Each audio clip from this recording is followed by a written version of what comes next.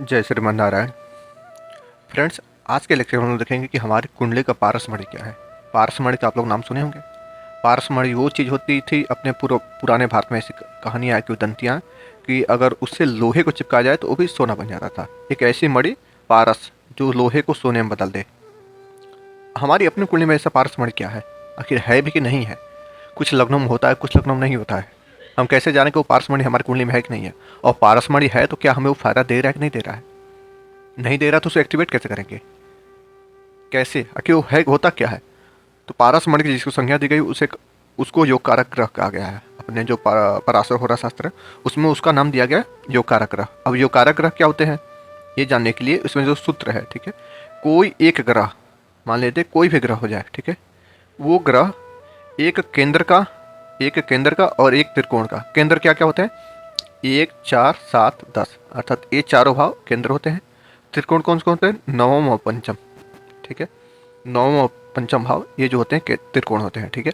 अर्थात कोई एक ग्रह जो केंद्र का भी स्वामी हो जाए और त्रिकोण का भी स्वामी हो जाए, मतलब दो भावों का स्वामी हो, पहले तो दो भावों का स्वामी हो और केंद्र के साथ साथ त्रिकोण का भी स्वामी बन जाए, तो उस ग्रह को हम कहेंगे वो हमारे लिए योग कारक ग्रह है। योग कारक वो करेगा क्या, हमारे जीवन में उन्नति लाएगा, योग लाएगा। किसे, किस प्रकार योग, अच्छे योग, दुर्योग नहीं। योग कारक देखिए, केंद्र स्थान विष्णु स्थान कहा जाता है, त्रिकोण स्थान क्या होता है, लक्ष्मी स्थान कहा जाता है। अगर कोई एक ग्रह विष्णु और लक्ष्मी स्थान दोनों जगह स्वामी हो जाए तो विष्णु लक्ष्मी योग बन गया, हमारे हर प्रकार का उन्नति दायक होता है। और उसमें भी देखिए, पंचम भाव हमारे पूर्ण पुण्यों का, नवम भाव हमारे भाग्य का, केंद्र स्थान हमारे कर्म का, हमारे जो भी मेहनत है, हमारे इस जीवन में अर्जित की अवधान है, ये हमारे केंद्र बताता है। जो भी हम अर्जित करते हैं, जो भी मेहनत करते हैं, वो हमारे केंद्र बताता है। अर्थात पूर्व पुण्यों का, पूर्व भाग्य का हमारे कर्मों के साथ तालमेल बन जाए तो उसको हम कहेंगे हमारे लाइफ में वो पारसमणि बन गया, ठीक है। अब इसको देखने के लिए क्या होता है, जैसे इस एक एक लग्न को हम देखते जाएंगे किस लग्न में कौन सा ग्रह जो कारक बनता है, ठीक है, और उसकी स्थिति बताएगी। देखिए, अब मान लेते हैं जैसे इसका लग्न, लग्नेश कौन सा गया, शुक्र होगा लग्नेश, ठीक है। अब इसमें देखिए कोई एक ऐसा ग्रह जो केंद्र का भी हो और त्रिकोण का भी हो, अर्थात इसका इनमें भी किसी एक का स्वामी बन जाए और किसी एक का स्वामी इसमें बन जाए, ठीक है। तो देखिए शुक्र है, शुक्र एक एक ग्रह को हम चेक करते जाते हैं, ठीक है। शुक्र को देखते हैं, शुक्र एक केंद्र का स्वामी है और दूसरा षष्ठेश के मालिक है, तो शुक्र योग कारक नहीं हुए। अब देखते हैं सिंह सूर्य को, ठीक है, सूर्य सिर्फ एक जगह का मालिक होते, ये तो हो ही नहीं पाएंगे। इसको देखते हैं, मंगल देव को देखते हैं, मंगल एक केंद्र का स्वामी है और दूसरा द्वादश से स्वामी हो गए, ये तो अच्छे नहीं हुए हमारे लिए, ठीक है।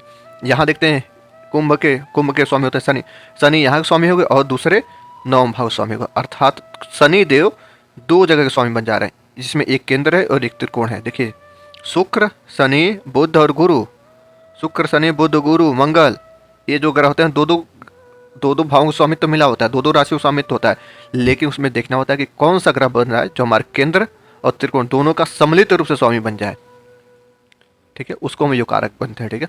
और योकारक ग्रह होता है पारसमणि, जिसके साथ बैठेगा उसको चमका देगा। अगर पारसमणि लग्न के साथ बैठ जाए, लग्न में या लग्न के साथ, ऐसे व्यक्ति को हमेशा रास्ते पर, हर जगह रास्ते रास्ते पर कोई ऐसा व्यक्ति मिल जाए जो उसको सही रास्ता दिखा जाए। देखिएगा इंसान फंसा हुआ है, अटका हुआ है, योकारक ग्रह साथ में बैठा हुआ है लग्न के साथ, एक ऐसा आदमी आया उसको विपत्ति से निकाल के चला गया। व्यक्ति को पता नहीं कि ये काम कैसे होगा, कोई वैसे ऐसा दोस्त मिलेगा, कोई इसका परिचित मिल जाएगा जो उसका काम करा देगा। योग कारक जहाँ बैठेंगे, जिसके साथ बैठेंगे, जहाँ दृष्टि डालेंगे, वो सब योगमय हो जाता है, मंगलमय हो जाता है। अब इनका देखिए योग कारक ग्रह इनका कहाँ बैठा, दसम भाव में, इनका कर्म क्षेत्र में योग कारक ग्रह बैठ गया। और देखिए लग्नेश भी दसम भाव में बैठे हुए हैं, शुक्र बैठे हुए हैं, शुक्र के साथ शनि बैठे हुए हैं, बहुत उत्तम योग है। ऐसा व्यक्ति ऐसे व्यक्ति को कदम कदम पर अच्छे लोग इसको रास्ते दिखाने में, कर्म क्षेत्र में बहुत उन्नति करेगा। जब ये लग्नेश दसम में जाता है और ये कारक ग्रह का संबंध दसम से बन जाए तो बहुत अच्छा होता है। तृतीय अर्थात मजबूती का, पराक्रम का स्वामी भी आकर इसमें चंद्रमा बैठ गए, हालांकि अपने से अष्टम में आए हैं। यहाँ से गिनेंगे तो 1 2 3 4 5 6 7 8, अष्टम में आए, फिर भी तृतीय पराक्रम का भाव का लग्न में दसम में आना, ऐसा व्यक्ति पराक्रम हो जाएगा। लग्न से यहाँ पर आया है, बहुत उत्तम योग बना हुआ है इससे, ठीक है। ऐसे हम लोग एक एक हर राशियों के लिए देखते जाते हैं। जैसे किसी का मेष राशि हो, मेष राशि वालों को देखते हैं कि क्या इनके लिए कोई योग कारक ग्रह बनता है कि नहीं बनता है, ठीक है। तो मंगल को देख लेते हैं, मंगल देव एक तो केंद्र के स्वामी और दूसरे अष्टम के स्वामी, तो मंगल नहीं बने। चंद्रमा सिर्फ एक भावों के स्वामी होते हैं, इसलिए चंद्रमा योग कारक, चंद्रमा और सूर्य कभी योग कारक ग्रह नहीं बन पाता क्योंकि सिर्फ एक भाव के स्वामी होते हैं, ठीक है। इनको देखते हैं शुक्रदेव को, शुक्र एक सप्तम के मालिक हैं और दूसरे द्वितीय के मालिक हैं, ये भी नहीं बनेंगे, ठीक है। शुक्र वैसे इनके लिए मार्केस होते हैं, दो अरिष्ट भावों के, मतलब सप्तमेश और द्वितीय होने की वजह से मेष वालों के लिए शुक्रदेव मार्केस बन जाते हैं। शनिदेव को देखते हैं, शनिदेव की दसम के मालिक है, एकादश के मालिक हैं, ठीक है। दसम के हैं और एकादश के हैं, इसका मतलब हुआ कि ये त्रिकोण के स्वामी नहीं बन पा रहे हैं। जब त्रिकोण के स्वामी नहीं बन पा रहे हैं तो इनमें मेष वालों के लिए देख लेते हैं। चलिए, हाँ, मेष वालों के लिए कोई योग कारक ग्रह नहीं बने, अर्थात अभी मैं बता दूं मेष वालों के लिए और इनके लिए भी, ठीक है। वृश्चिक वालों के लिए, मेष और वृश्चिक दोनों वालों के लिए कोई भी योग कारक ग्रह नहीं बन पाता है। क्यों नहीं बन पाता है? बस इनका जो भी अर्जित करेंगे लोग मेहनत से, जैसे इनका जो मंगल देखें, मंगल इसके और इसके छठे भाव स्वामी है, मतलब त्रिकोण के स्वामी कोई नहीं हुआ। शनिदेव देखते हैं तीसरे भाव के और चौथे भाव के त्रिकोण स्वामी, मतलब शुक्र को देखते हैं, शुक्र इनके और द्वादशेष बन जा रहे हैं, सूर्य बन ही नहीं सकते हैं। मतलब मंगल वालों के लिए एक पॉइंट नोट कर लीजिए, मंगल वालों के लिए कोई ग्रह योग कारक ग्रह नहीं होता है। मंगल वाले जो ये पाएंगे, मेष वाले और वृश्चिक वाले जो भी पाएंगे अपने मेहनत से पाएंगे, इनका भाग्य का सपोर्ट थोड़ा कम मिलता है, ठीक है। तो ये मंगल को हो गए, मेष के लिए हो गए, वृश्चिक के हो गए, और वृषभ के लिए मैंने बता ही दिया। अब मिथुन का देखते हैं, मिथुन के लिए बुध वालों के लिए इनका देखते हैं। बुध इनका केंद्र में बुध है और ये भी केंद्र के स्वामी है, त्रिकोण स्वामी बुध नहीं बन पाए। गुरु को देखते हैं, इनके स्वामी है और इनके स्वामी है, केंद्र त्रिकोण के कोई स्वामी नहीं बन पाए। फिर भी कुछ विद्वान कहते हैं क्योंकि गुरु जो है दो भावों के स्वामी, दो केंद्र के स्वामी है, तो गुरु को ही ये लोग योग कारक मान लेते हैं, ठीक है। वैसे पूर्णतः जो सूत्र दिया पराशर शास्त्र में कि एक केंद्र का और एक त्रिकोण का स्वामी होना चाहिए, इसमें कोई घटित नहीं होता है, किंतु दो केंद्रों के स्वामी होने की वजह से हम ये मान लेते हैं कि चलिए फिर भी अच्छा फल देंगे गुरु, ठीक है। अब गुरु की स्थिति बताएगी कि इनका योग कारक कितना सपोर्ट है, चूंकि गुरु द्वादश भाव में चले गए हैं, द्वादश भाव में गुरु की स्थिति अच्छी नहीं मानी जाती है, ठीक है। तो इनका योग कारक ग्रह इनका फायदा नहीं दे पा रहा है, ठीक है। अभी देखिए योग कारक ग्रह के बारे में और बताता हूँ। जो कारक ग्रह अगर 64वां नवांशेष बन जाए तो भी इसमें उतनी मलिनता नहीं रहती जितना बाकी ग्रह बनता। अगर योग कारक ग्रह के साथ कोई भी अष्टमेश बैठ जाए, मान लेते हैं कि यहाँ पर किसी के जो कारक ग्रह वाई बैठे यहाँ पर और साथ में इनका मार्केस एम बैठ गए हैं, ये योग कारक ग्रह में इतनी क्षमता होती है कि मार्केस की मारक क्षमता को कम कर देते हैं। प्रैक्टिकली अनुभव करिएगा कुंडली देखते समय, अपने कुंडली देखिए, किसी को कुंडली देखिए, मार्केस में भी बैठो तो भी उसके मारक क्षमता को कम कर देते हैं। 22वां दशकांड में 64वां नवांशेष बन जाए कोई ग्रह, उसके भी दुष्प्रभाव को कम करने की क्षमता रखते हैं, ठीक है।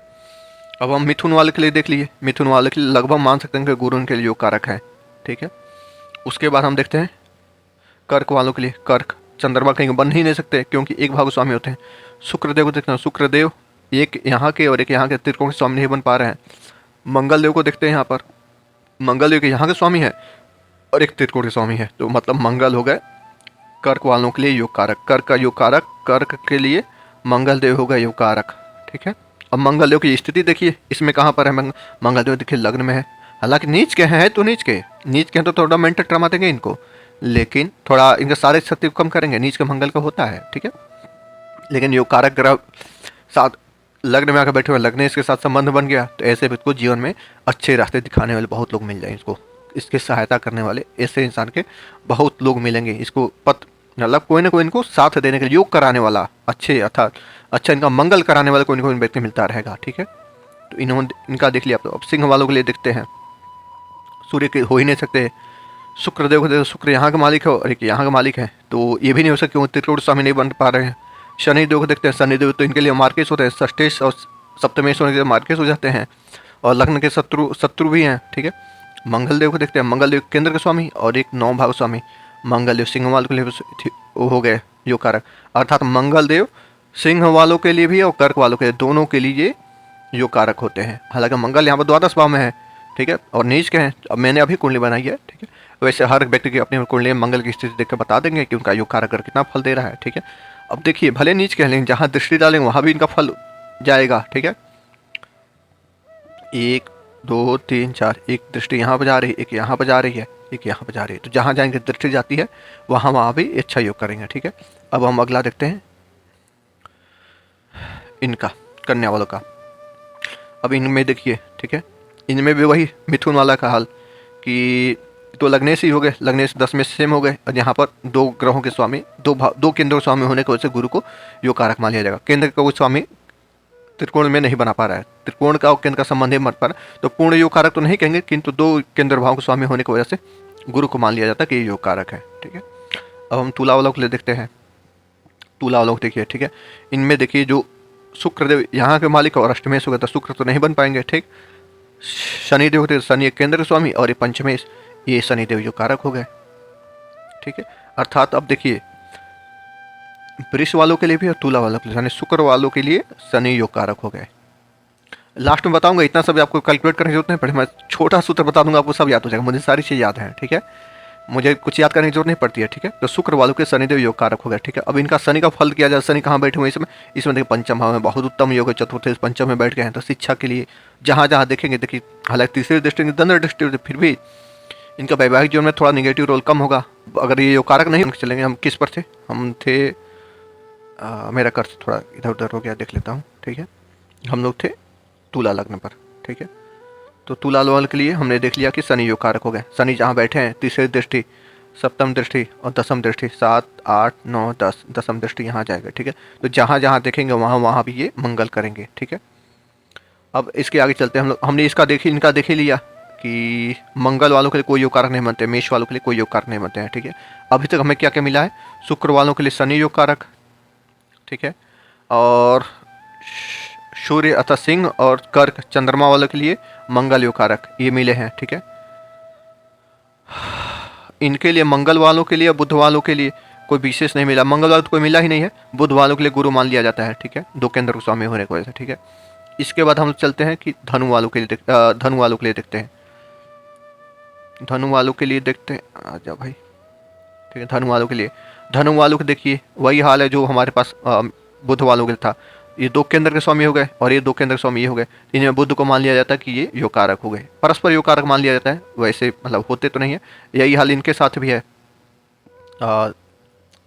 मीन वालों के लिए दो केंद्र स्वामी गुरु हो जाता है, दो केंद्र स्वामी बुध हो गए, अर्थात कहा जा सकता है कि गुरु और बुध एक दूसरे के लिए परस्पर योग कारक हो गए। समझ पा रहे हैं इस बात को। ठीक है, इसके बाद हमारे पास बचते क्या है, बचते हैं हमारे पास शनि वालों के लिए। शनि वाले देखिए, इसमें आपको बता दूँ शुक्र जो होते हैं केंद्र के स्वामी हो गए। ठीक है, और एक त्रिकोण के स्वामी हो गए, तो शनि वाले के लिए अर्थात मकर वाले के ये योग कारक हो गए। ठीक, और उसके बाद इनका देख लेते हैं कुंभ वालों के लिए। यहाँ पर देखिए कुंभ वालों के लिए यहाँ देख लिए शुक्र केंद्र के स्वामी और त्रिकोण के स्वामी, और हमने पहले भी देखा कि शुक्र के लिए शनि योग कारक थे, तो शुक्र और शनि एक दूसरे के लिए योग कारक हो जाते हैं। ठीक है, अब योग कारक अगर जहाँ बैठेगा, जहाँ दृष्टि डाले तो वैसा फल देगा। ठीक है, तो हमारे पास समरी क्या है, शुक्र और शनि एक दूसरे के लिए परस्पर योग कारक, शुक्र और शनि एक दूसरे के लिए। ठीक है, गुरु और बुध एक दूसरे के लिए, मंगल देवता किसके लिए, दो के लिए, मतलब सूर्य और चंद्रमा इन दो के लिए। ठीक है, किसी के लिए नहीं मिला तो मंगल अर्थात मेष वालों के लिए और वृश्चिक वालों के लिए, मेष और वृश्चिक वालों के लिए कोई योग कारक ग्रह नहीं मिला। ठीक है, तो अब इसकी स्थिति देखकर बता सकते हैं कि कौन सा ग्रह कैसा फल देगा, और जिसके साथ बैठेंगे देखिए योग कारक ग्रह जहाँ बैठेगा, जहाँ दिखेगा उत्तम फल ही देगा। किसी खराब ग्रह के साथ बैठकर उसकी निगेटिविटी को भी कम कर देते हैं, इनके पास वो क्षमता होती है। ठीक है, तो जब भी कुंडली का एनालिसिस करिए आप, तो इन ग्रहों का अवश्य ध्यान रखिए।